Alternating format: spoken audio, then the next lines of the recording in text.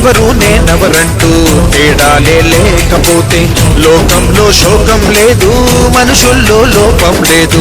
చీకటి